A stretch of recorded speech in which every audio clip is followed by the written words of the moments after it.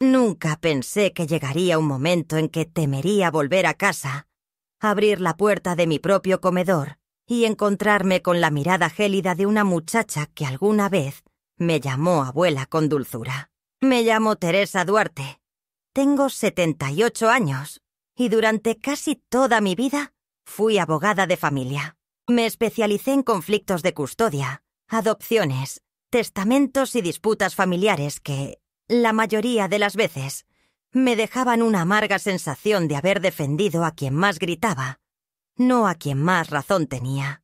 Siempre pensé que lo había visto todo. Hermanas que se traicionaban por una casa, hijos que abandonaban a sus padres en clínicas sin dejar un número de teléfono, viudas que descubrían, en el funeral de su marido, que no eran las únicas. Pero nada, absolutamente nada de lo que vi, firmé o leí en un juzgado, me preparó para lo que sería vivir bajo el mismo techo con mi nieta Zoe, desde que quedó huérfana, a los 12 años. La vida me cambió en un solo segundo cuando, una tarde de septiembre, sonó el teléfono con esa clase de urgencia que se presiente desde el primer timbrazo. Mi hijo Martín y su esposa Claudia habían muerto en un accidente de tránsito, atropellados por un conductor ebrio mientras regresaban de un congreso en La Rioja. Recuerdo haber colgado el teléfono con las manos temblando, sentada frente al televisor encendido en silencio, mientras la taza de té que me había preparado seguía humeando. Intacta. No lloré esa noche. Solo apagué todas las luces.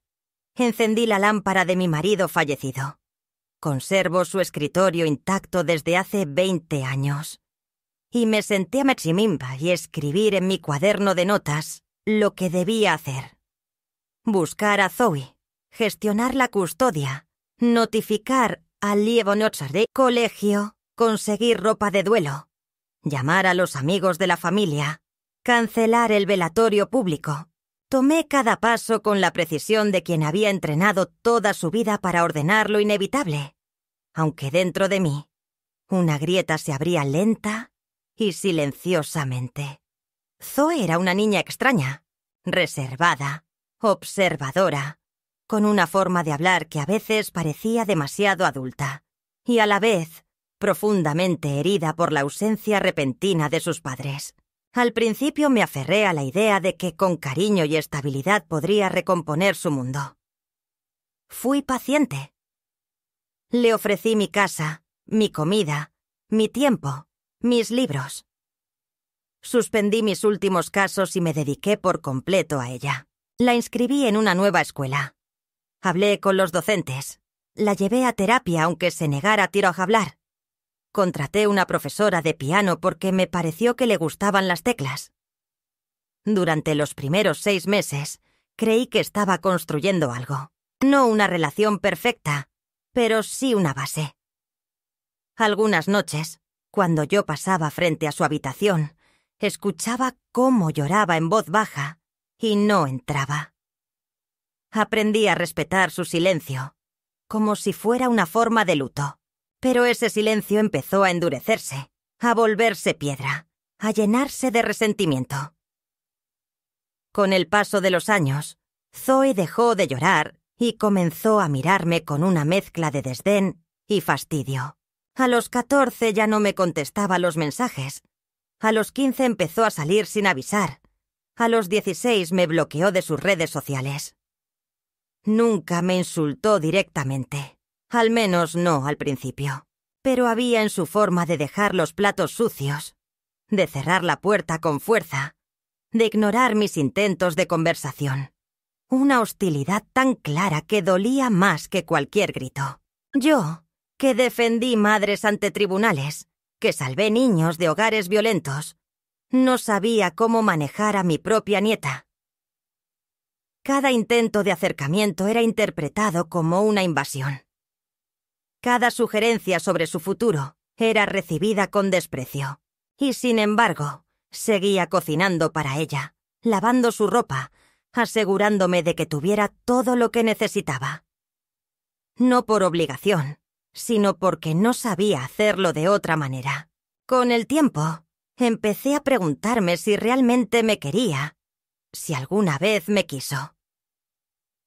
En las pocas fotos familiares que quedaban, apenas se detenía a mirarme. En Navidad me regaló una vela sin envolver, con la etiqueta del supermercado aún pegada. En su cumpleaños, cuando le cociné su comida favorita, ni siquiera se dignó a sentarse a la mesa. Yo comí sola. Me decía a mí misma que era la edad, que todas las adolescentes son así, que eventualmente se daría cuenta de lo que tenía, pero dentro de mí algo empezaba a resquebrajarse. Me descubrí, una madrugada, caminando por el pasillo con una taza de té en la mano, hablándole en voz baja a la fotografía de mi esposo. Le decía: «Si pudieras verla, si estuvieras acá, ¿qué harías tú?». No recibía respuesta, por supuesto, pero me aliviaba verbalizar el peso que llevaba dentro. Lo más difícil de todo era el aislamiento. Las amigas que solía ver cada semana comenzaron a dejar de invitarme. Decían que entendían que estaba muy ocupada con Zoe. En parte era verdad, pero en parte también era mi vergüenza. Me dolía admitir que no podía controlar a una adolescente. Me dolía aún más admitir que no tenía la relación que había soñado. En mi mente, siempre me había imaginado con una nieta que viniera a verme por elección, no por necesidad. Que me contara sus secretos, que cocináramos juntas. Lo que tenía en cambio era una chica que me culpaba de todo lo que no podía cambiar. La muerte de sus padres, la nueva escuela, la falta de independencia. Yo era en su cabeza la carcelera, la vigilante, la vieja que no entendía nada. Me llamaba Teresa en vez de abuela cuando estaba molesta, y cada vez que lo hacía, sentía que me clavaban una aguja en el pecho. Pero lo acepté, porque eso hacen las mujeres de mi generación. Aceptamos. Nos tragamos la humillación. Nos convencemos de que el sacrificio será recompensado más adelante. Decimos, es una etapa, va a pasar. En el fondo me quiere. Y cada vez que repetía esas frases, lo hacía con menos convicción. Una noche, al revisar un cajón, encontré una carta que había escrito a mano cuando Zoe tenía 13 años. La había escondido, probablemente, por vergüenza o por rabia. Decía: «No quiero vivir con ella. No me deja ser. Ojalá se muera pronto, así me dan la casa a mí». No lloré al leerla. Sentí un nudo en la garganta. Sí. Y una punzada helada en la espalda. Pero no lloré. Simplemente la volví a guardar y me senté en el sillón a mirar por la ventana. Afuera, las luces del barrio titilaban como si no pasara nada. Pasaron 3 semanas desde que encontré esa carta. 3 semanas en las que no dije ni una palabra al respecto. Seguí preparándole el desayuno, llevándola al médico, preguntándole si necesitaba algo para sus exámenes. Pero dentro de mí, algo había cambiado. Ya no era la abuela esperanzada, ya no era la tutora que creía que con amor se podía reparar cualquier cosa. Me sentía como una jueza que, después de años de ver casos imposibles, por fin entendía que algunas batallas no se ganan con ternura. Y entonces, una noche, ocurrió lo que marcaría el comienzo del fin. Un insulto. Un grito. Una frase que aún hoy resuena en mi cabeza como un disparo en medio del silencio. Pero de eso hablaré después. Porque para entender lo que hice, primero hay que entender todo lo que soporté. Y eso, apenas empieza. El jueves por la tarde empezó como cualquier otro día, si es que algo puede seguir llamándose cotidiano, cuando se convive con un adolescente que te observa como si fueras el obstáculo entre ella y el mundo. Hacía frío, el tipo de frío que se cuela por las rendijas viejas de una casa que ya ha sido testigo de demasiadas discusiones, de demasiados silencios prolongados. Me desperté temprano, como siempre, mucho antes de que Zoe saliera de la cama, y preparé el desayuno sin esperar que se sentara a la mesa. Ella ya no desayunaba conmigo. Pasaba directamente a servirse un café con demasiada leche y demasiado azúcar. Lo bebía de pie, con los auriculares puestos, revisando su teléfono como si yo no existiera. No saludaba. A veces asentía con la cabeza si yo decía «buen día», pero la mayoría de las veces ni siquiera eso. Aún así, yo ponía 2 tazas sobre el mantel, porque me parecía que dejar solo una era aceptar que todo se había perdido. Ese jueves, además, tenía una reunión en su colegio, una de esas entrevistas donde intentan evaluar la situación familiar de los estudiantes antes del cierre del trimestre.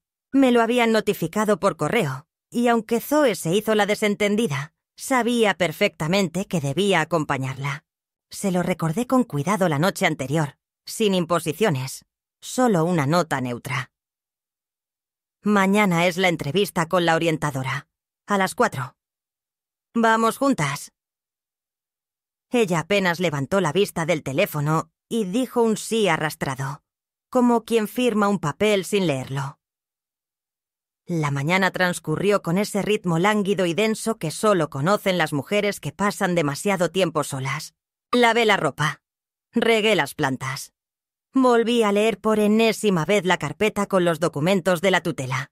Nunca me gustó dejar cabos sueltos, y desde hacía un tiempo algo en el comportamiento de Zoe me hacía sospechar que se acercaban días complicados. No tenía pruebas concretas, solo esa sensación que se instala cuando alguien comienza a mirarte con demasiada frialdad. No era enojo lo que veía en sus ojos, era cálculo. Como si estuviera esperando algo. Como si me estuviera midiendo. A las 3 de la tarde me vestí con ropa sobria.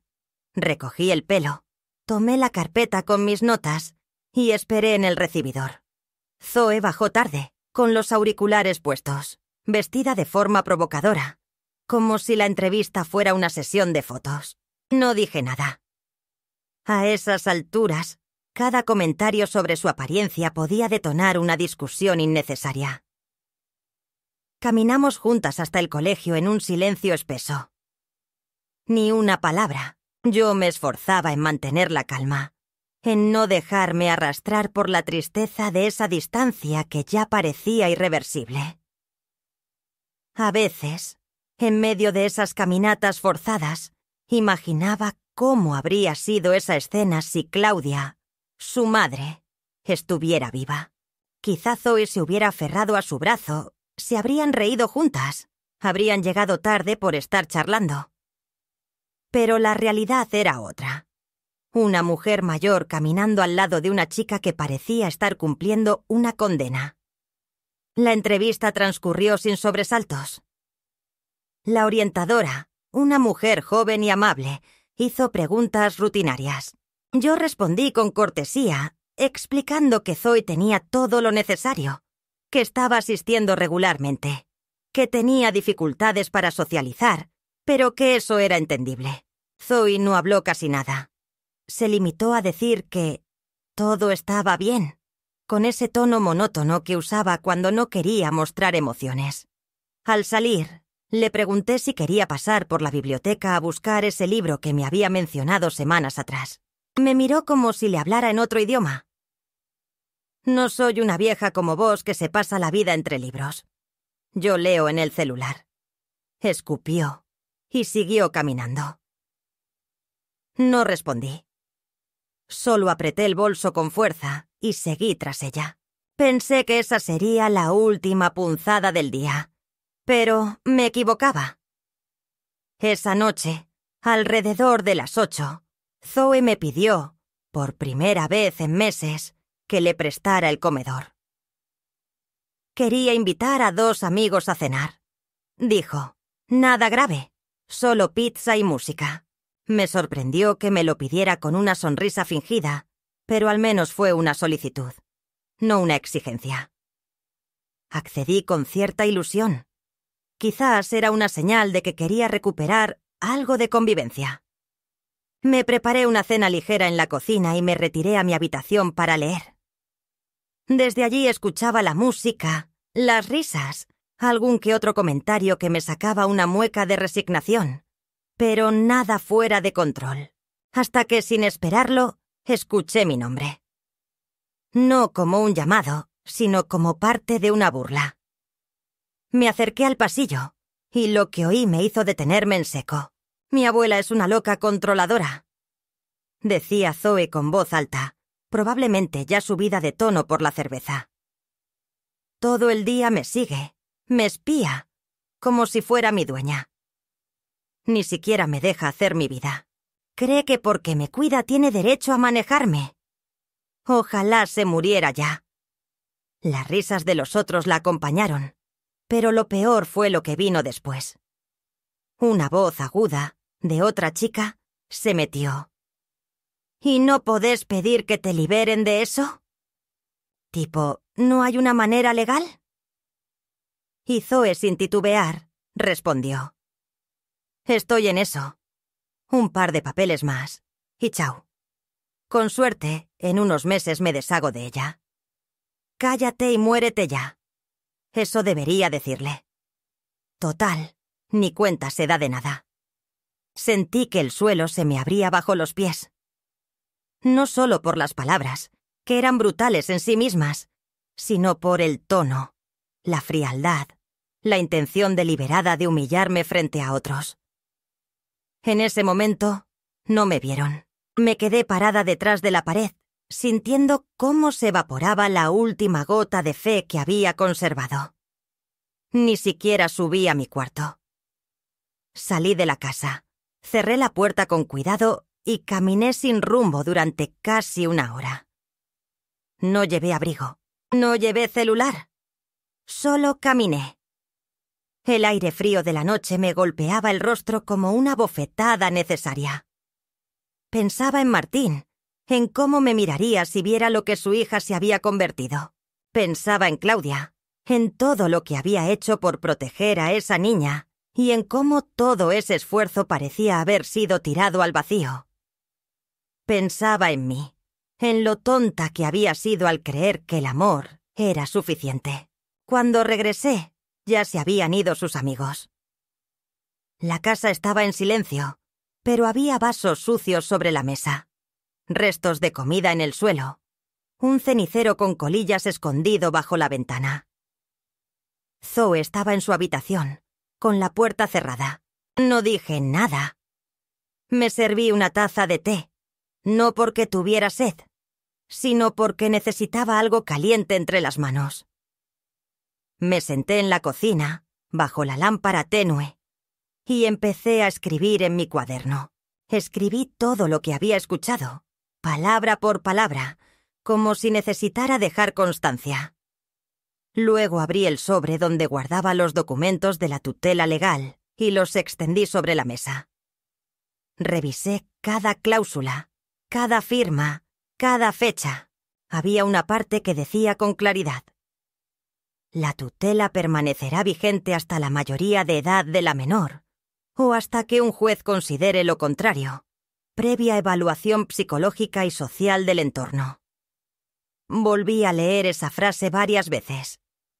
Algo dentro de mí, que había estado dormido durante años, se desperezó lentamente. No era furia, era claridad.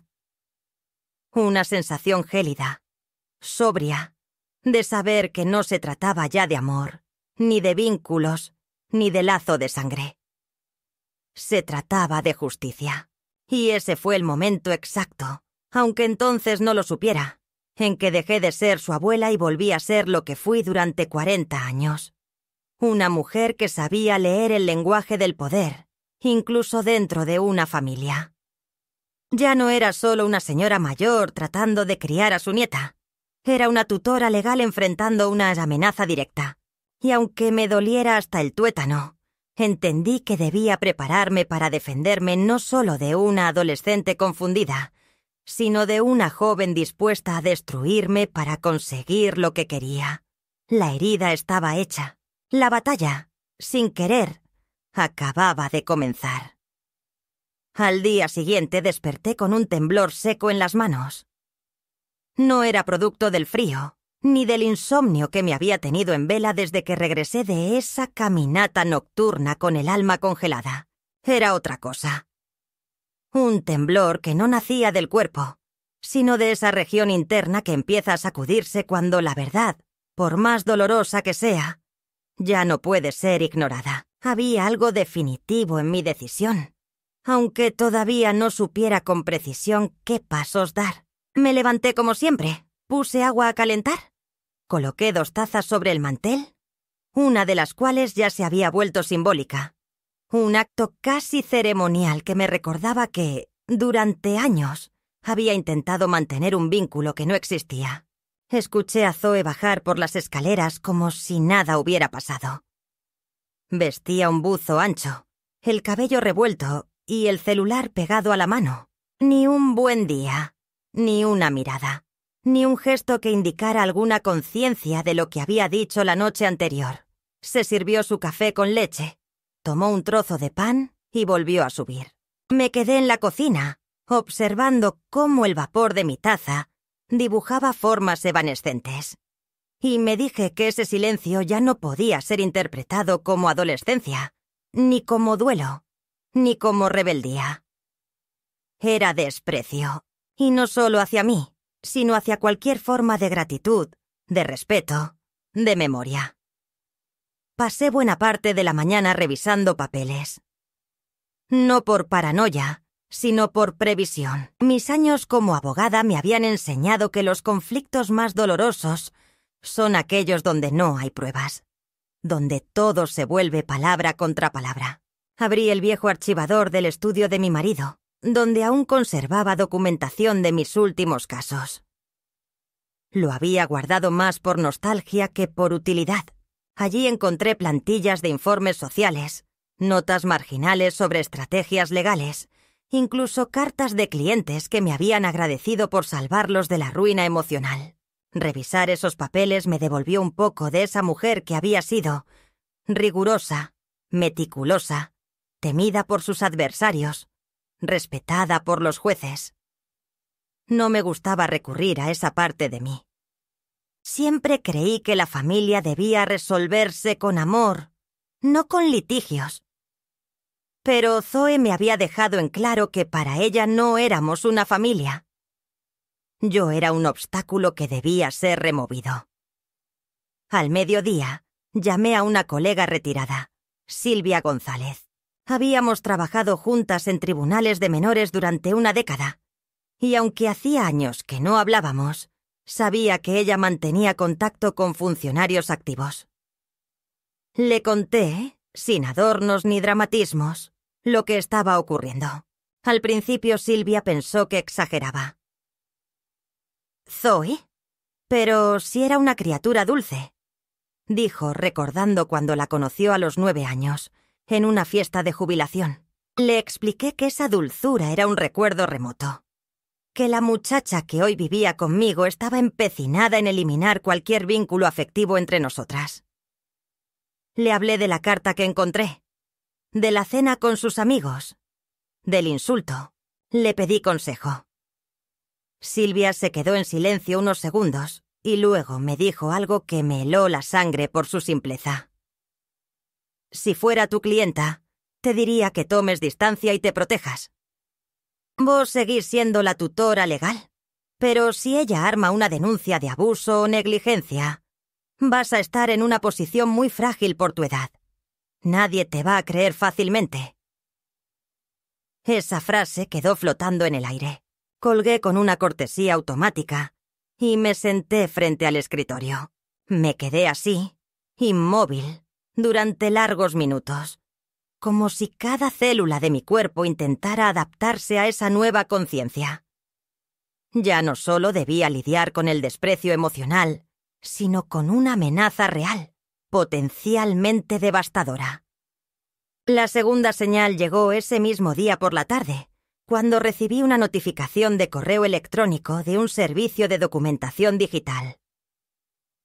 Era un acceso compartido a una carpeta de Google Drive. El remitente era desconocido, pero el contenido no lo era. Dentro había escaneos de formularios de salud mental, solicitudes de emancipación de menores, un modelo de denuncia por abuso emocional y, lo más inquietante, un borrador con mi nombre y una serie de acusaciones falsas, aparentemente escrito por Zoe. No me lo envió ella directamente, por supuesto. Lo hizo algún amigo torpe o demasiado entusiasta que creyó estar ayudándola.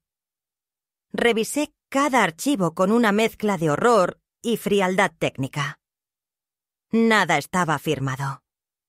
Nada había sido presentado aún, pero el solo hecho de que existiera indicaba que Zoe no hablaba en broma la noche anterior.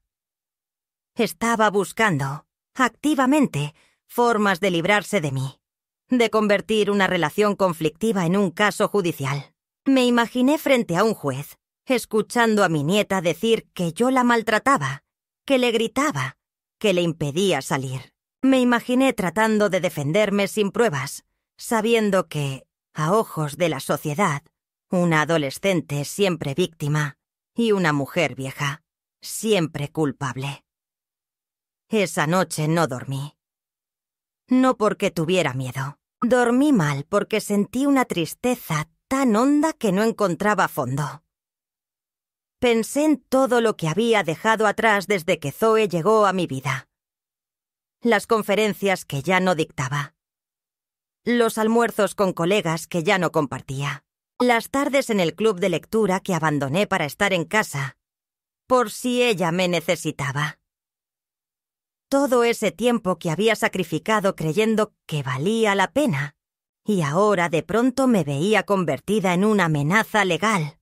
Una presencia molesta que debía ser neutralizada. No lloré. Las lágrimas son un lujo que una mujer de mi edad ya no se permite. En cambio, hice lo único que sé hacer bien. Me preparé. Al día siguiente llamé a Fernando Rojo, un escribano que había trabajado conmigo en tiempos de litigios complejos. Le pedí que viniera a casa, sin decirle demasiado. Llegó puntual, como siempre, con su portafolio de cuero, sus modales impecables y esa mirada escrutadora que no ha perdido con los años. Le pedí que certificara una serie de documentos. Mi estado de salud actual, la vigencia de la tutela, mi testamento. También le pedí que registrara en acta una declaración mía sobre lo que estaba ocurriendo. No era una denuncia. No quería llegar a eso todavía, pero necesitaba que constara, en alguna parte, que yo había percibido una amenaza, que había indicios, que estaba documentando cada paso. Fernando no me juzgó. No hizo preguntas innecesarias. Solo me miró al final de la jornada y dijo: «Estás haciendo lo correcto. Nadie te va a cuidar mejor que vos misma». Esas palabras, tan simples, me devolvieron una porción de fuerza que creía perdida. Ese mismo día, cambié la contraseña del Wi-Fi, restringí el acceso a ciertos sitios desde el router y empecé a llevar un registro detallado de cada intercambio con Zoe. Guardaba capturas de sus mensajes, registraba grabaciones de voz, anotaba horarios y conductas. No por venganza, no por control, sino porque había entendido, con una claridad dolorosa, que ya no podía confiar en la palabra compartida. Si esto llegaba a escalar, y todo indicaba que así sería, yo debía estar lista. No como abuela, como tutora, como mujer que ya no podía darse el lujo de esperar el arrepentimiento de una adolescente que había dejado de verla como un ser humano. Las primeras consecuencias de esta preparación no tardaron en llegar. Zoe notó que su acceso a Internet estaba limitado y comenzó a gritar. Me acusó de invadir su privacidad, de sabotear su vida social, de estar loca. Le respondí con calma, explicando que había detectado actividades preocupantes en su cuenta y que, como su responsable legal, tenía la obligación de supervisar su entorno digital. Ella me lanzó una mirada de odio puro. «Vos no sos mi madre. Ni siquiera sos mi familia. Sos una vieja que se agarró de mí para no quedarse sola. Escupió. Y luego, con voz más baja, casi como una amenaza. Esto no va a quedar así. Cerró la puerta de su habitación con un portazo que hizo temblar los vidrios. Yo no respondí. Me senté en el sillón del living, abrí mi cuaderno de notas y escribí. Día 1. Declaración directa de odio. Amenaza velada. Ausencia de arrepentimiento. Las siguientes semanas se convirtieron en una guerra fría. No había diálogo, solo choques. Zoe evitaba mirarme, pero dejaba pistas de su desprecio por todos lados. La ropa sucia amontonada en el pasillo, los platos rotos, por accidente, las visitas que recibía sin avisar. Empezó a salir por las noches, desafiando la hora de regreso. Un día regresó a las 2 de la madrugada, riéndose, con una botella de cerveza en la mano. La enfrenté. Le dije que si volvía a llegar tarde, cerraría la puerta con llave y llamaría a servicios sociales para notificar conducta de riesgo. Me miró como si yo fuera una caricatura. Dale, llama. A ver qué pasa. Capaz que se apiadan de mí y te sacan de una vez, dijo con una sonrisa torcida. Cerró la puerta con una lentitud calculada. Esa noche llamé a Silvia otra vez y le pregunté si conocía a alguien en protección al menor. Me pasó el contacto de una trabajadora social jubilada que aún colaboraba con informes familiares. La llamé al día siguiente. Le conté todo, sin omitir ni suavizar. Me ofreció reunirse conmigo en casa. Acepté, y mientras preparaba café para esa entrevista, supe que algo había cambiado para siempre. Ya no era la abuela que sufría en silencio. Ahora era la mujer que empezaba a defenderse con las armas que tenía. Y esa defensa, aunque discreta, ya era una forma de guerra. Porque cuando el enemigo vive bajo tu propio techo, cada gesto, cada palabra, cada silencio, se convierte en una jugada. Lo que no imaginaba aún era cuán lejos estaba dispuesta a llegar Zoe, pero lo descubriría muy pronto. Y cuando lo hiciera, ya no habría vuelta atrás. Porque algunas verdades, una vez desenterradas, dejan marcas que ni el amor ni la sangre pueden borrar. Durante las semanas siguientes, la casa se transformó en un campo minado de pequeñas hostilidades. Nada era explícito, nada frontal. Zoe no levantaba la voz, ya no gritaba ni desafiaba con frases altisonantes. Había descubierto que el daño más profundo no necesita decibelios, sino constancia. Sus métodos se volvieron más sofisticados. Dejaba objetos estratégicamente fuera de lugar. Usaba mi ropa sin pedir permiso. Manipulaba el termostato para que yo sintiera frío o calor extremo sin poder controlarlo. En una ocasión, desenchufó el teléfono de línea, el único que todavía usaba, y lo dejó así durante días, impidiéndome recibir llamadas importantes. Cuando le pregunté si sabía algo al respecto, me miró con fingida confusión, como si fuera yo quien empezaba a perder noción de las cosas. Aquel gesto, esa mirada, tuvo más veneno que todos los insultos anteriores. Me di cuenta de que Zoe no solo buscaba independencia, sino mi desestabilización. Y lo más inquietante era su aparente disfrute ante esa posibilidad. Yo, mientras tanto, seguía registrando cada uno de sus movimientos. Había comenzado a grabar algunas de nuestras interacciones. No por paranoia, sino porque intuía que pronto me vería obligada a defenderme legalmente. Guardaba los audios en una carpeta encriptada, protegida con contraseña, como si custodiara la única versión verdadera de los hechos en un mundo donde la palabra de una adolescente podía aplastar sin apelación la voz cansada de una mujer mayor. A veces me sorprendía releyendo mis propias notas intentando encontrar en ellas algún error de percepción, algún indicio de exageración de mi parte. Pero no lo había. Todo estaba allí, con fechas, con frases exactas, con tonos de voz que todavía resonaban en mis oídos. No estaba loca, no estaba olvidando, no estaba confundida, y esa certeza, aunque dolorosa, me daba una fuerza que no esperaba tener a esa altura de la vida. Una tarde, mientras revisaba mis documentos en el despacho, una rutina que se había vuelto casi litúrgica, encontré algo que había olvidado por completo. Una copia notariada del documento de tutela que, además de otorgarme la patria potestad temporal de Zoe, incluía una cláusula adicional que yo misma había sugerido en su momento, pensando que jamás sería necesaria.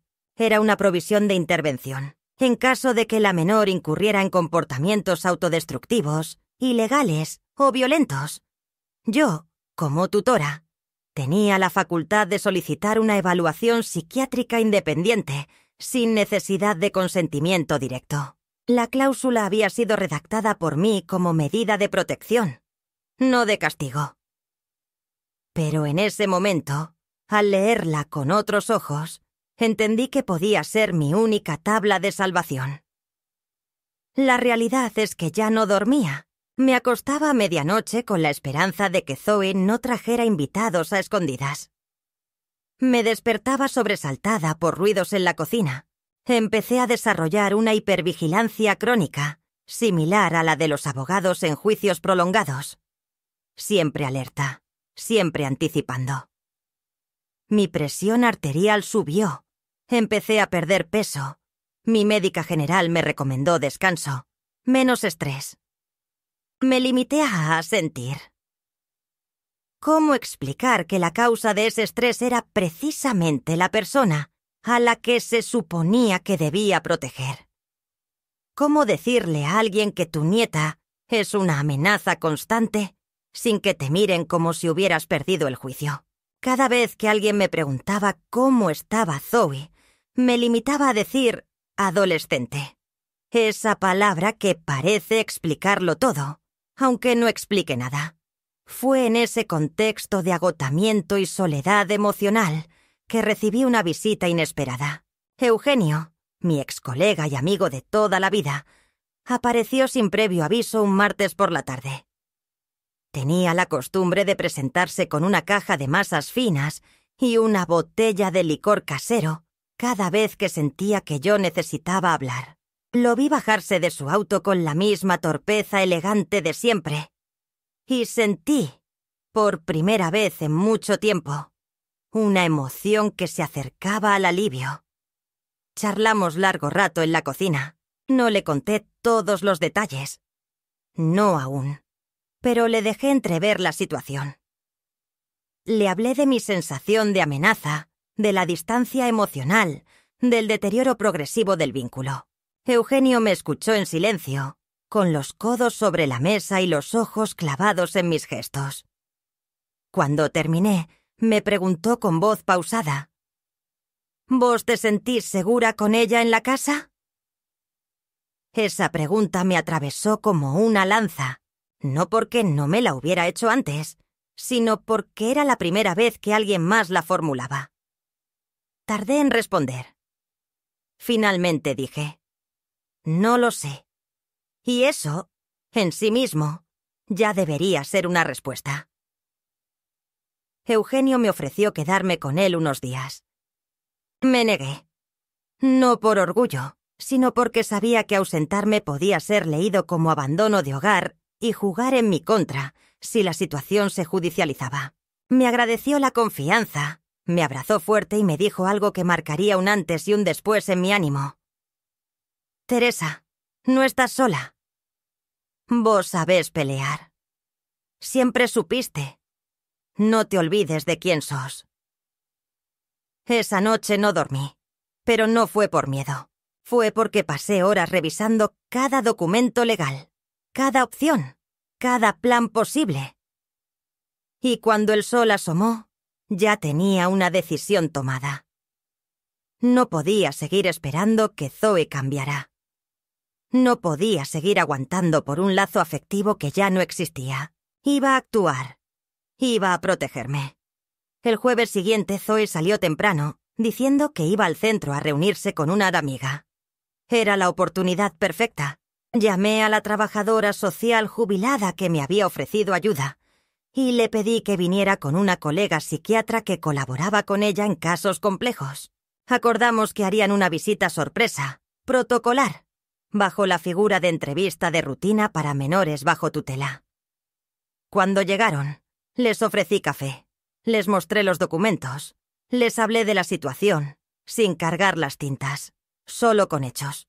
Ellas tomaron nota, formularon preguntas, evaluaron el entorno físico y emocional. Al final de la entrevista, la psiquiatra me pidió un momento a solas. Me dijo que, si bien no podía hacer un diagnóstico definitivo sin entrevistar a Zoe, los elementos descriptivos que había presentado sugerían un patrón de conducta narcisista temprano con rasgos manipulativos. Me recomendó iniciar el trámite de derivación para evaluación integral. Dijo, con mucho cuidado, que era importante intervenir antes de que la situación escalara más. Esa noche, cuando Zoe regresó, no le dije nada. Cenamos en silencio. O mejor dicho, comí sola mientras ella masticaba frente al televisor, ignorándome por completo.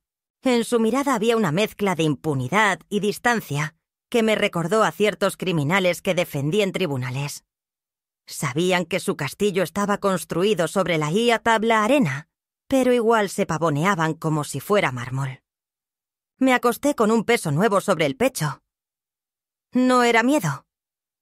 Era dolor. El dolor de quien sabe que la persona a la que ha dedicado años de su vida ya no es recuperable, que lo que queda es protegerse del naufragio, no rescatar lo que se hunde. Al día siguiente presenté la solicitud formal para evaluación de tutela ante el juzgado de familia. Lo hice en línea, con firma digital, activando la cláusula especial del documento que había olvidado que existía. El trámite quedaba en manos de un juez. Una vez aceptado, se iniciaría una investigación. Sabía que eso desencadenaría una tormenta. Sabía que Zoe reaccionaría con furia. Pero también sabía que era el único camino posible. Por la noche, me senté frente al espejo del baño. Me miré largo rato. Y me vi distinta. No más la mujer cansada. No más la abuela sacrificada. Me vi como lo que realmente era. Una sobreviviente. Y supe, en ese instante, que no volvería a pedir disculpas por defenderme. No a ella. No a nadie. Porque hay momentos en que amar también significa decir basta. Aunque duela. Aunque queme. Aunque deje cicatrices que ya nadie vendrá a besar. El día en que Zoe regresó a casa después de la entrevista que había solicitado, su mirada era un torbellino de emociones que no lograba descifrar. Había algo diferente en ella. Una mezcla de desafío y temor disfrazado de indiferencia. Un aire que parecía decir, voy a pelear hasta el final, aunque pierda. El ambiente en la casa se volvió tenso de inmediato, como si el aire mismo hubiera cambiado de densidad, haciéndose más pesado y difícil de respirar. No hubo palabras al principio, solo un intercambio de miradas que cargaban con años de reproches no expresados, de esperanzas frustradas y de un amor que se había ido secando poco a poco, como un río que se desvía y se pierde entre rocas. Zoe entró en su habitación y cerró la puerta con un estruendo que retumbó en las paredes. Yo me quedé en la sala, sintiendo el silencio pesado que solo la presencia de una tormenta inminente puede crear. Tenía en mis manos la carpeta con la solicitud formal de evaluación que había presentado el día anterior. El documento que sin saberlo sellaba el destino de nuestra convivencia, al menos en la forma en que la habíamos conocido hasta entonces. Sabía que el momento de la confrontación se acercaba y que esta vez no habría escapatoria ni tregua posible. Pasaron unas horas antes de que Zoe bajara nuevamente. Traía en sus manos un sobre grueso que arrojó sobre la mesa con suficiente fuerza para que se deslizaran algunas hojas por el suelo. Lo recogí con lentitud, consciente de que aquel gesto encerraba mucho más que simples papeles. Zoe se plantó frente a mí, con los brazos cruzados y una expresión que combinaba rabia y dolor, como una gladiadora antes de la batalla. «Esto es lo que vas a firmar», dijo, señalando el sobre. «O nos vamos a juicio. Porque tengo amigos que me apoyan, abogados, psicólogos. No voy a quedarme aquí para que me destruyas la vida». Abrí el sobre con manos que no temblaban, pero que sentían el peso de un mundo que se derrumbaba. Dentro había una serie de documentos legales. Una demanda formal para revocar la tutela. Un informe psicológico que había sido redactado por un profesional al que Zoe había acudido en secreto.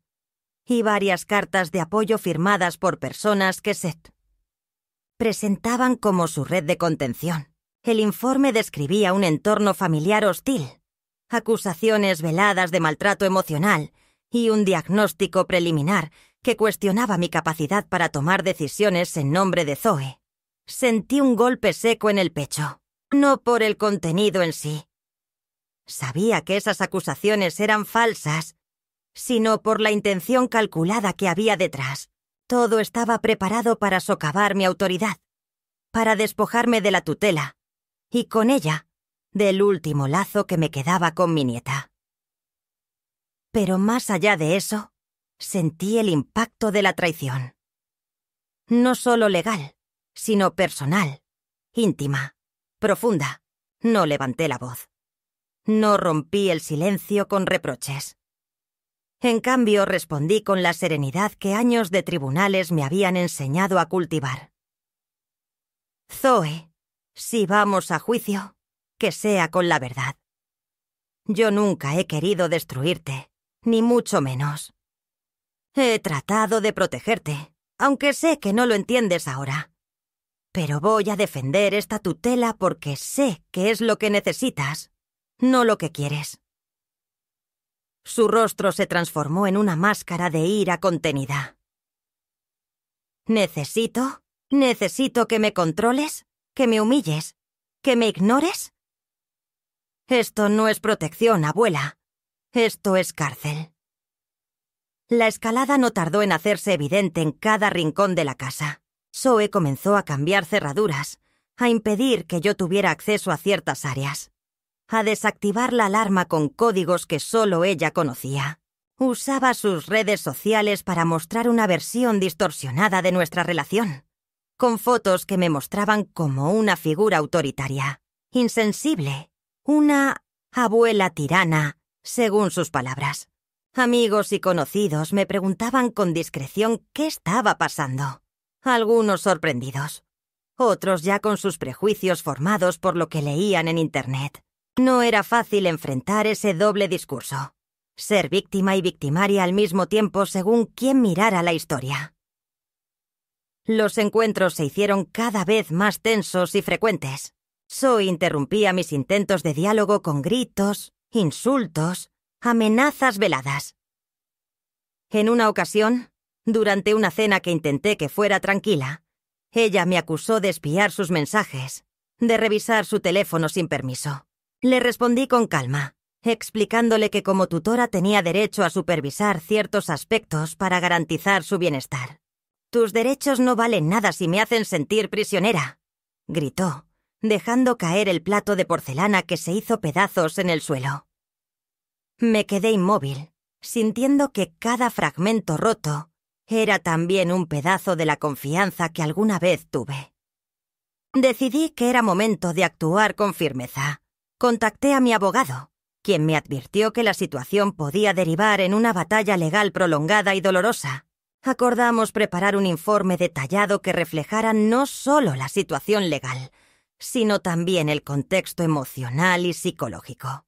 Se inició entonces una recopilación minuciosa de pruebas, testimonios de vecinos, grabaciones de algunas discusiones, informes escolares que reflejaban el deterioro del comportamiento de Zoe, y mi propio diario personal donde anotaba cada episodio.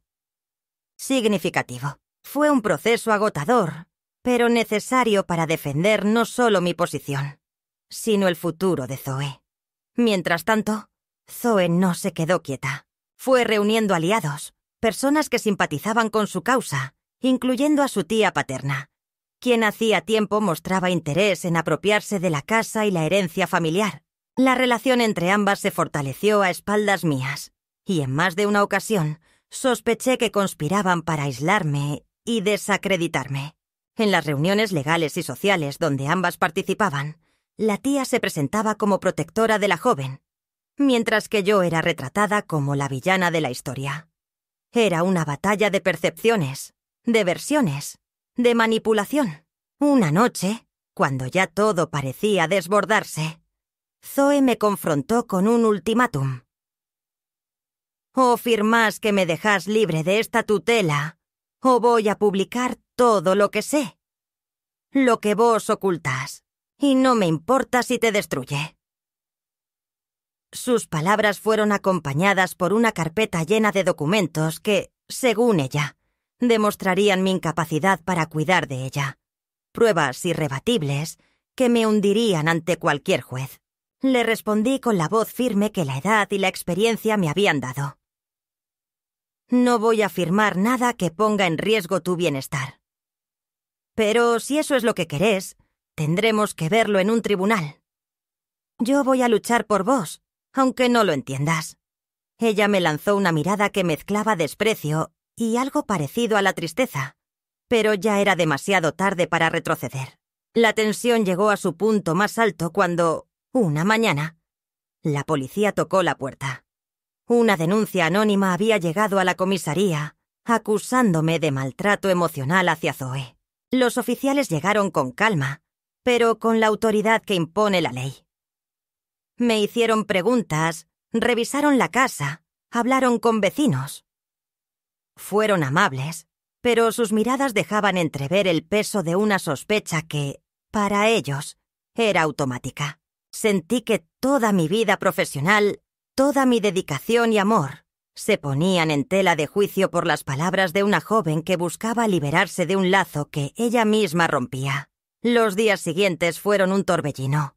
La trabajadora social asignada al caso vino varias veces, entrevistó a Zoe y a mí por separado, revisó los informes escolares y médicos y presentó sus observaciones al juez. Durante esas visitas, Zoe actuaba como una víctima perfecta, mientras yo mantenía la calma y el respeto, consciente de que mi futuro y el suyo dependían de la percepción que transmitiera.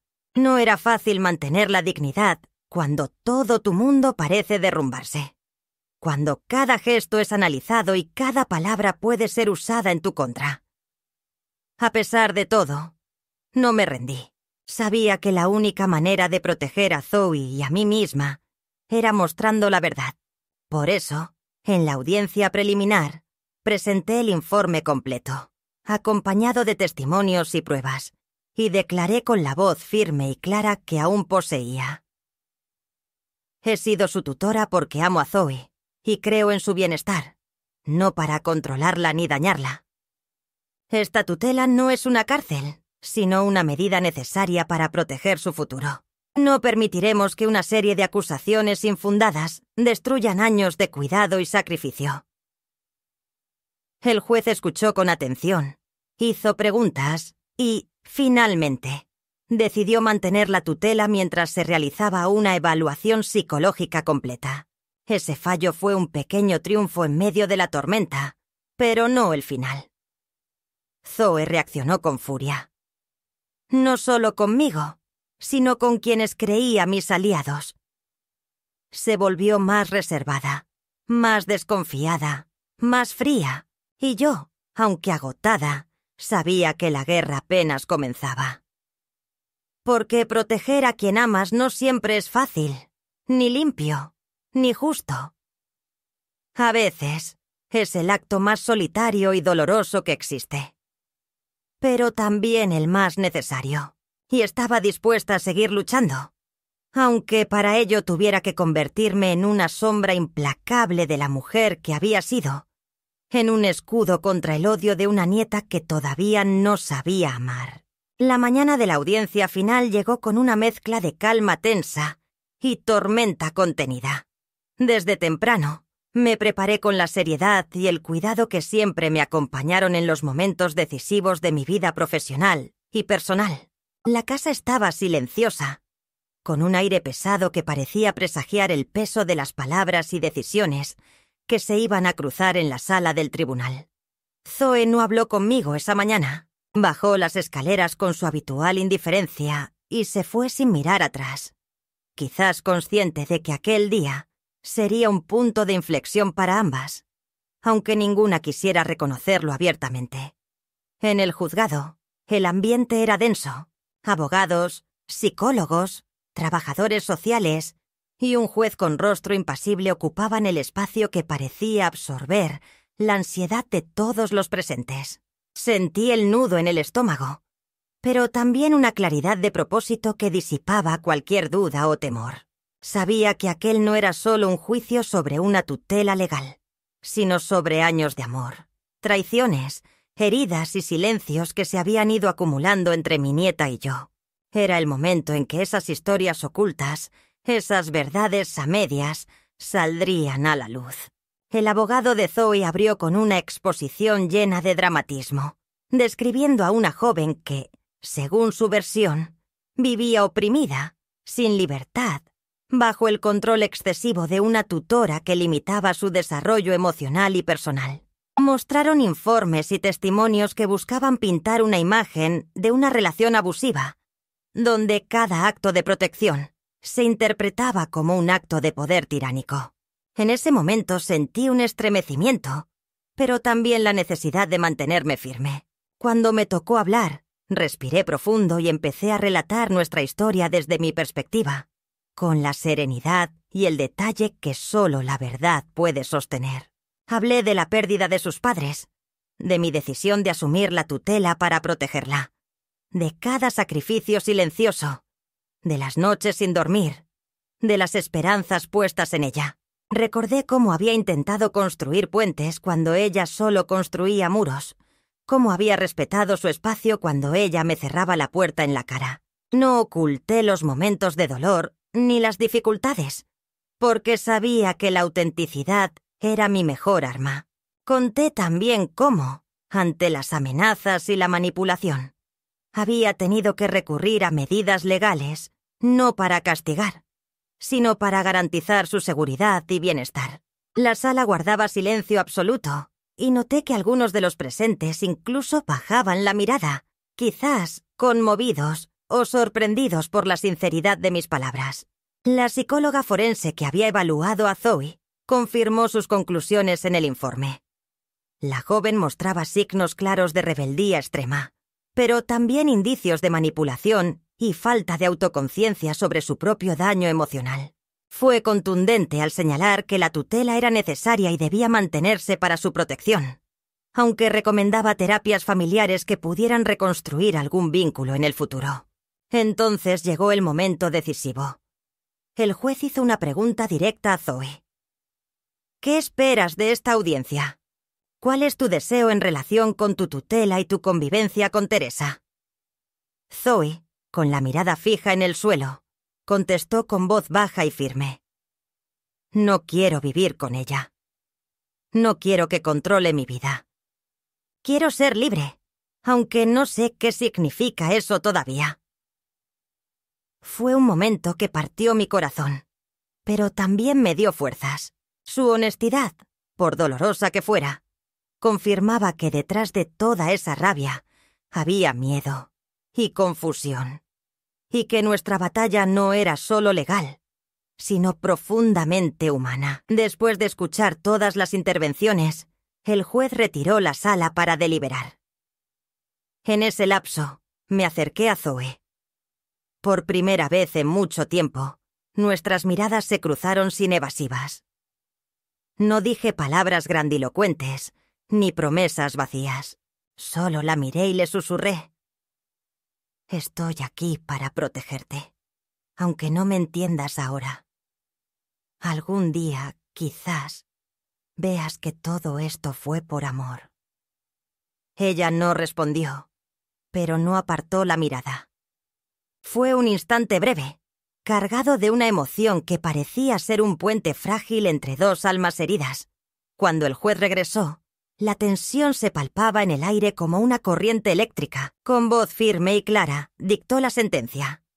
La tutela se mantenía vigente, pero con la condición de iniciar un proceso de terapia familiar conjunta, con supervisión trimestral. Además, ordenaba una evaluación médica y psicológica continua para Zoe, y se establecían reglas claras para la convivencia y la comunicación.